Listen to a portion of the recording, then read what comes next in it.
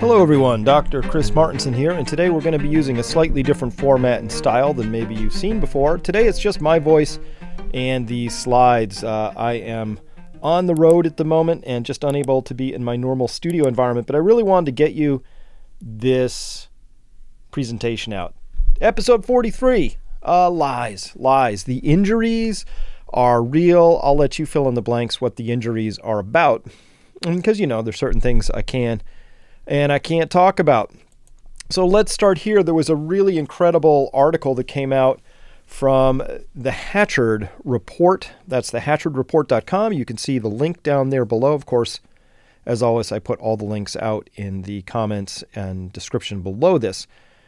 This is a report that came out on December 17th, and it's the relationship between COVID-19 vaccination and all-cause mortality. Now, I like all-cause mortality. Why all-cause? Well, listen. First, the sum total of all the efforts of our public health authorities, whether those happen to be at the level of an island nation like New Zealand, which is where this report comes from, or whether it's at the country level like the United States, or it's continent level like Australia, or however you want to look at it, what the public health authorities ought to be doing is solving for the best overall outcome. And what's the best overall outcome? Well, if you said, look, we saved 10 people, didn't die from COVID, but we lost 400 more, saving those 100 to, fentanyl overdoses, you failed, right? So it's not that hard of an argument, and it should be very simple, and a simple thing to ask, which is, how we doing at the all-cause level? And this is a really exceptional piece of work here because New Zealand gives us an extraordinary test case. I'll let Mr. Hatchard put it out in his own words. He writes here, and let me get my drawing tool out so we can go over this together. He writes here, this release presents the association between weekly vaccination totals and all-cause mortality in the 60-plus age cohort. So everybody over the age of 60, they just looked at it on a weekly basis. What happened when they were vaccinated and what happened to the all-cause mortality counts? He writes, continuing, quote, this has only been possible because of our unique situation in New Zealand. Protected at our borders, we have a very low incidence of COVID, and therefore the short-term impact of vaccination on health can be reviewed in isolation from the confounding factors of COVID infections and deaths. So this is awesome because, listen, did the whole idea of who died from what, you have to remove variables. The more variables you can remove, the more certain you can become. And so New Zealand presents a really unique case because they were vaccinating heavily an entire population, but because of their really very strong border protections, they didn't have COVID inside the country. So this is a really clean test. And so let's check it out and see what was found, because it's a really good, it's a real world experiment. Now, unfortunately, it comes up with some fairly troubling data. He writes, quote, this has been a painful release to write because it involves personal tragedies affecting families and loved ones, some of whom are not actually aware of the causes of their loss, or in other cases, have been misled through preventable mistakes of government and civil servants. For some time, it has been clear that the rate of adverse events proximate meaning near or close to mRNA COVID vaccination is unprecedented throughout New Zealand vaccination history.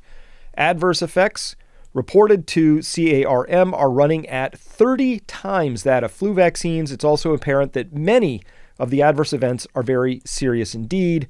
MedSafe, which is the New Zealand equivalent of FDA, has continued to maintain that they are unable to determine which effects and deaths are related to vaccination. So it sounds like New Zealand has a very similar case to what we're seeing in Australia, Canada, UK, United States, a lot of Europe. Their health authority, particularly the one in charge of regulating the vaccine, is not terribly interested in gathering the data. And then you say, hey, look, I think we see a relationship here. And they go, oh, no, you can't see any relationship like that. You'd have to look into it. And then you might say, well, are you looking into it? And they say, oh, no, we haven't looked into it because there's no evidence that there's any relationship. Circle, catch-22. It's how they roll. This is MedSafe right here. MedSafe, you can find it at medsafe.govt.nz. It's New Zealand Medicine and Medical Devices Safety Authority. And they do things like medicines, devices, compliance, things like that. All right, carrying on. In this report, he writes here, quote, I have previously written about indications pointing to a causal relationship between a wide range of adverse effects and vaccination. Effects range from those already admitted, such as myocarditis, to others recognized in a leaked Pfizer document dated April 30th, 2021, including respiratory illness, internal bleeding, kidney and liver disease, neurological disease, thrombotic events, including stroke, immune suppression, and many more. This is not an exhaustive list. Now, end quote. Something that's really odd to me is to see kidney and liver disease showing up for a respiratory virus. This is a very odd thing, or as a consequence of a vaccine meant to address a respiratory virus. Seeing kidney and liver disease, really weird. Neurological disease, really weird. Internal bleeding and thrombotic events, kind of weird. Immune suppression, that's kind of one of the things you have to look out for in vaccine development. So this is a very odd list right here, but he just raises it as a way to begin this. And by the way, here's the approach he took, which I just thought was great. Speaking as a scientist, he writes here, the first evidential alert to causality is always temporal association. Okay, that's very carefully worded. Let me unpack that for all of us. Speaking as scientists, the first evidential alert, so the first thing you're like, oh, I think I've got some evidence here, to causality, that is, oh, this thing that just happened, it might have been caused by this other thing, right? Somebody pulled the trigger, there was a loud noise, now there's blood on that person's chest. Because of the temporal association of those events, you might say, there's possibly a causal connection between that blood and that loud noise that just happened over there. Whereas if somebody pulled the trigger and 5 hours later, blood suddenly appeared on that person's chest, you might say, the timing's wrong here. Much harder to make the causal link there, and it may not exist. So the first evidential alert to causality is always temporal association. That's a good way, that's a good place to start. He writes, continuing quote, of necessity, association should prompt further investigation. So if you have that temporal association, that's where you want to begin. That's the first place you go, oh, there might be something to this, right? Oh, I just filled my car up with what I thought was gasoline, and a half mile later, the car engine is sputtering and has now stopped. You might go back and check what you just did there. Did you use the diesel pump in a gasoline car? Hey, it can happen, right? So again, that first place you want to start your investigation is whenever you find a temporal association. Now, what's interesting is he went through all the proper channels in this, wrote to the head of this MedSafe thing right here, which is a Dr. Ashley Bloomfield, who editorially, if the office is ever looking to recast characters, I think he'd be a shoo-in for the Toby character. I'm just going by looks. Dr. Ashley Bloomfield, here's what does he have to say. The Hatchet Report says, on 28th October, I wrote to Dr. Ashley Bloomfield, pointing to the unusually high level of adverse effects and requesting that reporting of adverse effects should be mandatory rather than voluntary. Well, of course they should be. When you have a brand new drug that your own country didn't even make, that's shipped in a lot of secrecy where you can't even see the base data that's going behind it, and you know it's experimental. Everybody knows it was experimental. Well, what do you do with an experimental compound? Very simply, you want to track all the data really, really carefully, because there's going to be things you're going to learn, maybe positive things, maybe negative things. It's an experiment, but things are only experiments if you remember to collect the data.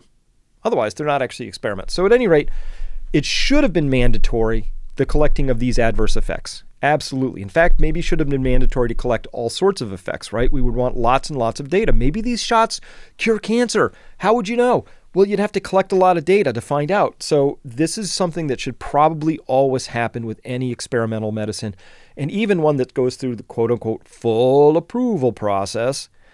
Even when it's on the market, you want to do a lot of sentinel recording and reporting. You just want to see what's going on out there. All right.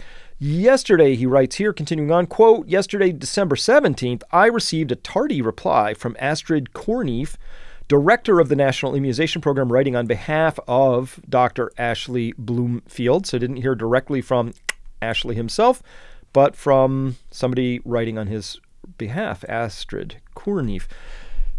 Writing here, quote, "In this, Astrid specifically rejects my request, saying, quote, an accurate measurement of all adverse events is not required."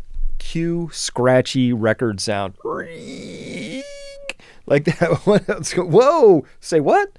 An accurate measurement of all adverse events is not required. Okay, let's parse that. What do you mean by accurate measurement? And we only need a sample. How big should that sample be? And how would we know we're getting a statistically valid sample or we're even getting an unbiased sample? I could understand why you don't need actually to accurately measure all adverse events to find out if you have a safety signal. But this is very dismissive, just saying, oh, no, we don't have to measure this stuff. Not required.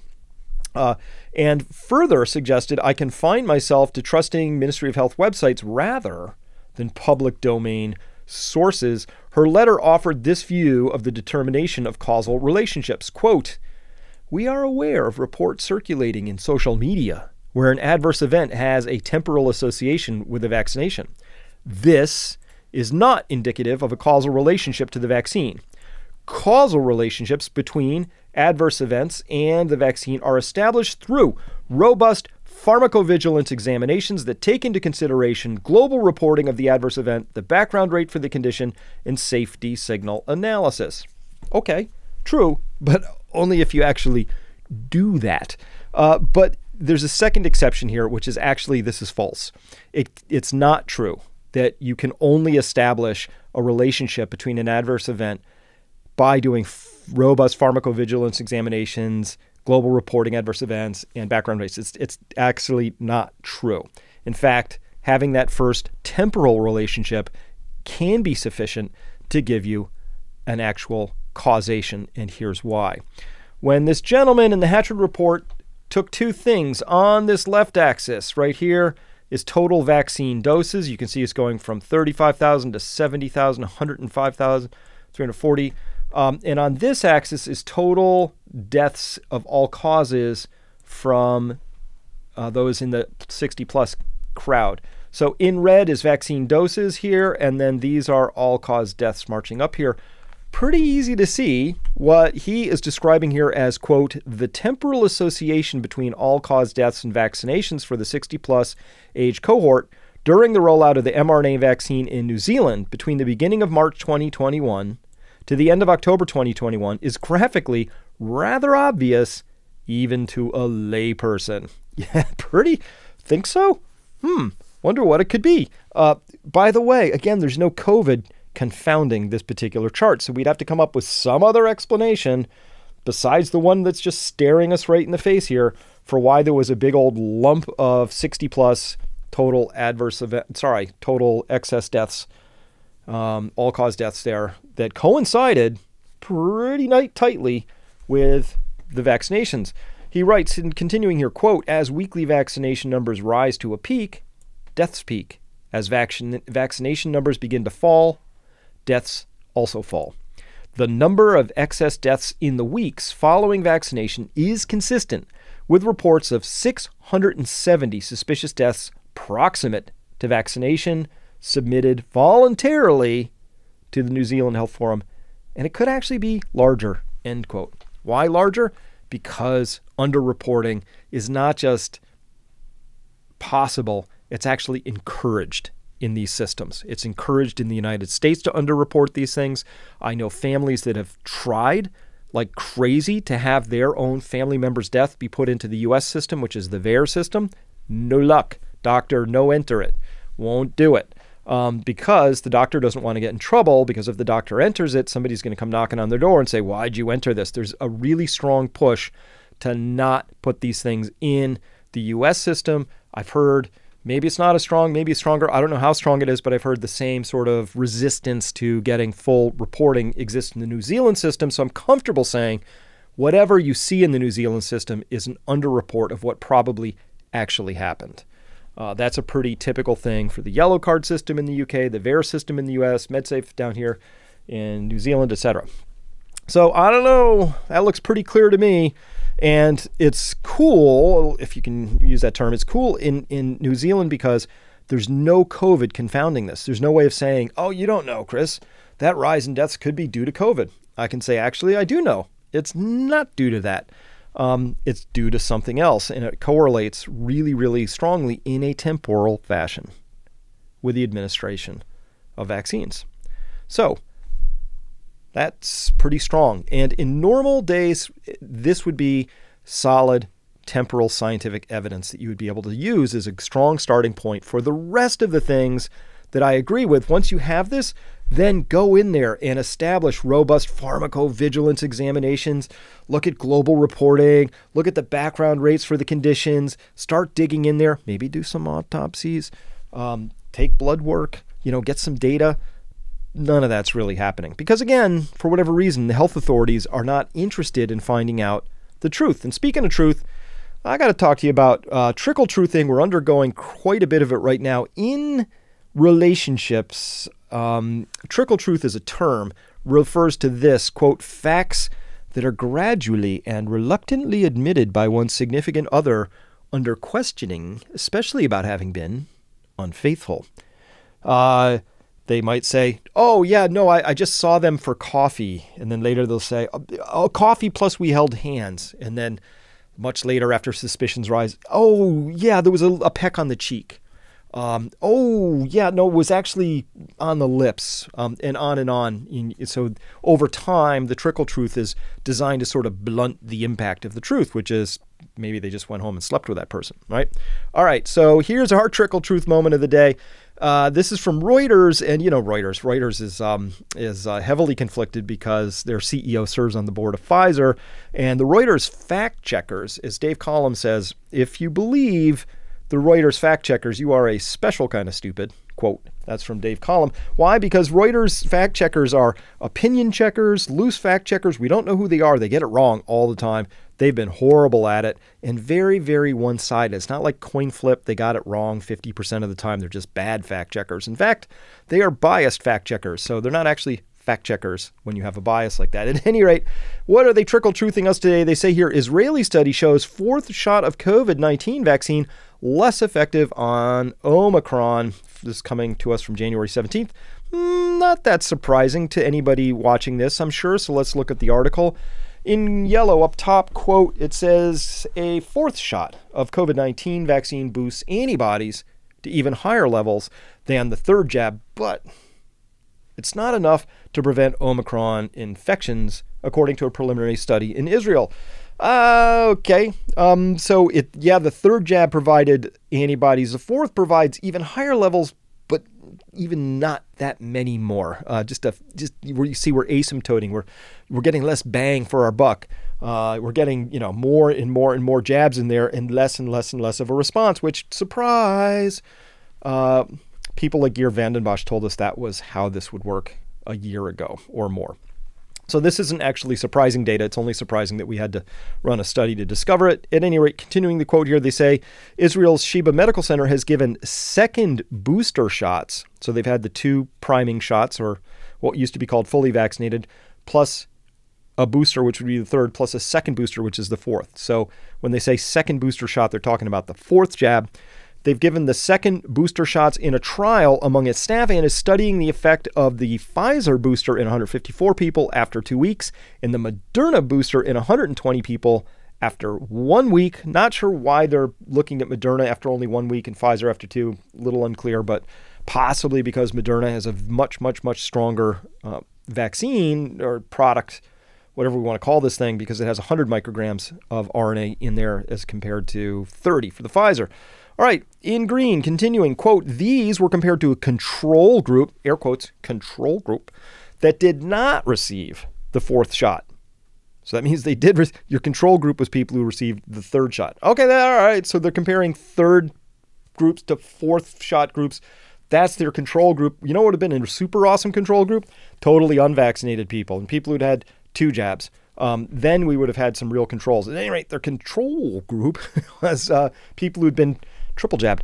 All right, at any rate, those in the Moderna group had previously received 3 shots of Pfizer's vaccine, so it looks like Israel is now experimenting with Moderna, so they threw that into the mix because Israel was almost exclusively, or even was completely exclusively, a Pfizer jab country. So now they're trying out Moderna, and they're taking Moderna and they're slapping it on top of the Pfizer vaccine. By the way, I am not aware of a single controlled study where they experiment the mixing and matching of these particular vaccines, but it's being tried all over the place. Desperate much?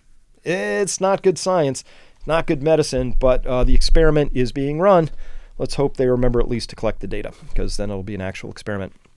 All right, the vaccines, they say here in white, led to an increase in the number of antibodies, even a little bit higher than what we had after the 3rd dose, said Regev Yoke.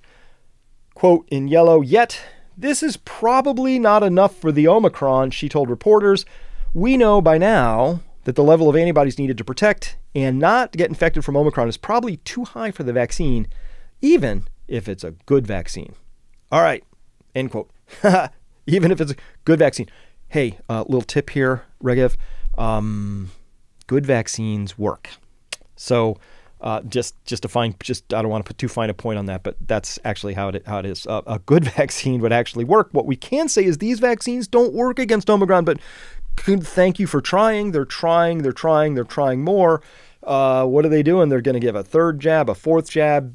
Sooner or later, they're going to go, these things don't really work against Omicron, which was obvious to everybody months ago, but yet they try. So the data's coming out, and we're getting that Trickle Truth, which is that these things just don't, these vaccines do not work against Omicron. By the way, Omicron works against Omicron really well, and Omicron works against all the prior versions so far as we know so far, so it provides pretty good immunity. How durable that is, we don't know. Omicron has not been around long enough for us to really know that. But at any rate, let me amend that Trickle Truth headline for everyone. It now reads, Israeli study shows 4th shot of COVID vaccine less effective than Omicron. Because I think that's what I see in that data. So just having a little fun with that headline. But yeah, we got to put that little change in right there. What else can I tell you? Oh, well, Time magazine came out with expert opinions. I had to put expert in quotes. You'll see why in a second. The headline is, no, you should not try to get Omicron. That's the headline. Reading from the article in yellow, quote, but actively trying to get infected isn't wise for anyone, experts say. Okay, who are these experts? I love experts. Quote, it's an unnecessary gamble for fully vaccinated people, and for those who aren't vaccinated, it's like playing Russian roulette with an automatic handgun, says Dr. Leolu Feyanju, Regional Medical Director for Oak Street Health in Ohio. All right, okay, Regional Medical Director, that's our expert. Russian roulette with an automatic handgun. That means, obviously, with an automatic handgun, there's always a bullet in the chamber, so if you do that, you're just going to shoot yourself and you're going to die. So Dr. Leolu Feyanju, Regional Medical Director for Oak Street in Ohio, his expert opinion is you're going to die for sure if you get infected with the Omicron if you're unvaccinated. Hold that thought for a minute. We'll show you some data next. Continuing on, quote, but even if Omicron is on the whole milder than other variants, it will still be catastrophic for some people. On January 3rd alone, more than 1,400 people in the U.S. died from COVID-19, and more than 100,000 were hospitalized with the virus. Oh my goodness, we're still here. Can you see how we're still here in this story? Let's pick that apart. 2 things. 1,400 people died from COVID, they said. Well, now, was that from or with? And was that with this variant, or were they still on ventilators for 3 months from a prior variant? Did any of these people receive early treatments that we know they should have but probably didn't? Did they go to the hospital and get slammed on remdesivir and a ventilator right away because that's state-of-the-art care, at maybe a regional health center in Ohio? In other words, were they helped along towards the pearly gates by really bad substandard medical practices? We need to know that before we could say how true that 1,400 people statistic is. And then the next one, 100,000 people were hospitalized with the virus. Even the CDC and Fauci have started to parse that out and said, with is not helpful. Are they there because of? the virus or with the virus. So here we see Time magazine trotting it out saying, no, you should not try to get Omicron. That's the expert opinion. Interesting expert they had to find there to support that. Meanwhile, non-expert opinions are very much that Omicron variant encourages some, which include, by which they mean almost everybody, to drop COVID-19 precautions despite the risks. Hyperinfectiousness and low disease severity convince some of diminished danger. Health experts say risks remain. Here's that expert thing again. Let's look into this article. Pretty cool. January 17th, Wall Street Journal by Renee and Sumathi here in yellow up top. Quote, Omicron's ubiquity and reduced severity are encouraging some people to drop pandemic precautions, decisions that public health experts say present new risks for people at risk of severe COVID-19 outcomes. Well, okay, they're parsing it a little bit here. So public health experts say present new risks for people at risk of severe COVID-19 outcomes. Okay, at least we're at that part. At least the Wall Street Journal's made that nod in the opening paragraph. Thank you, WSJ, for doing that. Because some people are at risk for severe COVID-19 outcomes. So maybe those people should be more careful. They should take extra precautions. They ought to be protected. Maybe they should be triple jabbed or quadruple jabbed, or maybe they ought to have access to the earliest of the early treatments. Absolutely. So there's a lot of things we could do there, but let's see what happens when they continue on in green. Quote, people, including those who got vaccinated and boosted and curtailed their activities for months, are letting their guard down in the face of a variant that appears to be infecting everyone, but causing largely mild illness. How about that? Largely mild illness. That might get people to drop their guard because guess what? We don't care about mild illnesses. In purple at the bottom, quote, this is a dangerous way of thinking, doctors and scientists say. Dangerous. Omicron still poses risks to more vulnerable people, including the elderly, immunocompromised, and those with underlying health conditions. Okay, so it's true. But not everybody's elderly, vulnerable, or immunocompromised. And the people who are those things, they probably know that. I think the experts don't think people know that. They're just wandering around old, immunocompromised, and vulnerable, and they don't know that. Somehow that's escaped their attention. They're just like, didn't look in the mirror this year. You know, they weren't tracking that. So again, I got to make light of this because it's just silly at this point in time. It's absolutely the case that Omicron is vastly, vastly less dangerous. Even the CDC had to recognize that. Here's the CDC. Here's Rochelle Walensky, who I have just absolutely no respect for at this point. And I've lost all respect for the CDC. And by the way, if there are any CDC whistleblowers listening to this, just ping me.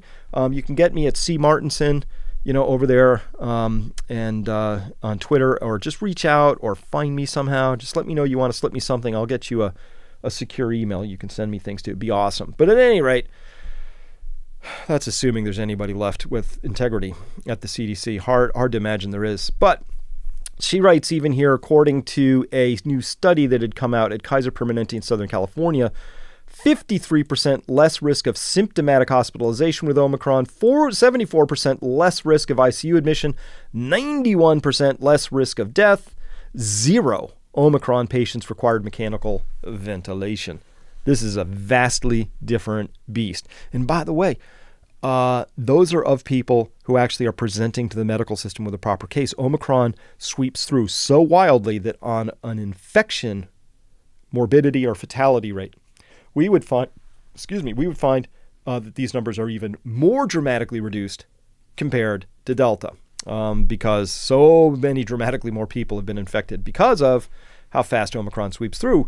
All right, a lot of awkward questions are showing up here. Then this is my last slide, closing up with this. So in Slate, they're writing, so you're triple vax and still got COVID, now what? And this person did, who wrote this article. They're just like, this is awkward, and I don't know. And, of course, a little buyer's remorse or jabber's regret there, just thinking, this didn't work out quite the way I was hoping, and feeling a little lied to. Rod Dreher, who I just interviewed, great interview. You might want to check out the Rod Dreher interview that I just did. Fantastic. What a guy. I really like this guy.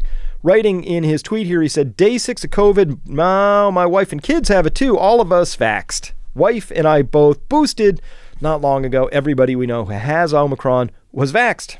Most also boosted. Repeat that. Everybody we know who has Omicron was vaxxed. Most also boosted. So I got to ask, what's the point of the vaccine passports now? Security theater, prepping social credit system. By the way, this really blew up. Look at that, 111,000 likes, 28,000 retweets, 6.8 thousand comments. Unbelievable. So Rod really struck lightning with that one. But you got to ask, I mean, this is it. This is the awkward questions. You got to ask that. Like, what is the point now of the vaccine mandates? Obviously, it's the case that the narrative around the vaccines is totally shredded. They can't even give it up, though. They're like, whoa, I don't know, maybe we should, let's see, this one. Yeah, I don't know. Let's just give people, I know the first 2 jabs didn't work. The third didn't work. Let's try 4. It's like, dude, they're not working. Omicron shredded your jab hypothesis. So they don't work against Omicron. And by the way, Omicron ain't all that deadly.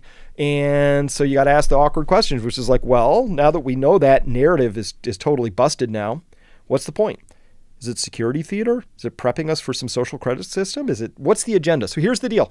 The narrative is broken. The agenda is rolling along. Austria, going to force vaccinate everybody. Australia, totally insane. You know, they have at the Australian Open, they kicked out Novak Djokovic and can't come in here. And they had a ball boy just keel over on the court the other day in 70-degree temperatures. I don't think it was heat stroke, right? So the narrative is broken, but the agenda rolls on. And so it's time for us to rise up and to absolutely break this narrative. Thanks so much for listening to this. Remember, we have this incredible, let me see if I can find this here. Yeah. We have this incredible event coming up. This is our annual seminar. It's going to be really important this year. We are talking specifically about the agenda, what the agenda is. Brett Weinstein is going to tell us all about it, how you can evade the agenda. Ben Swan's got an incredible thing. Royce White, incredible framing for this. We're also got George Gammon. We're going to be talking about the economic side of this. I don't know if you've been seeing, but the markets are looking like they're ready to creak and fall over. Oil is shooting up. Stocks are falling, interest rates are spiking. What does all of that mean? Anyway, the point of this whole annual seminar is to get you ready to thrive in the next year. So this is really getting you ready. This is the year in preview. We had Dave Collins' year in review. Now we're doing our year in preview. So you have the data and information and context you need to make a plan.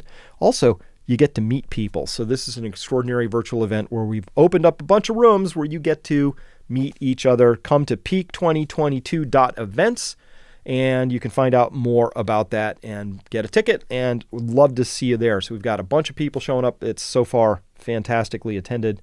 So we're happy as can be with this seminar event. It's going to be great. Hope to see you there. Hey, thanks so much for listening today. You get my smiling mug again back next time. All right, everybody. Thanks for listening. See you next time.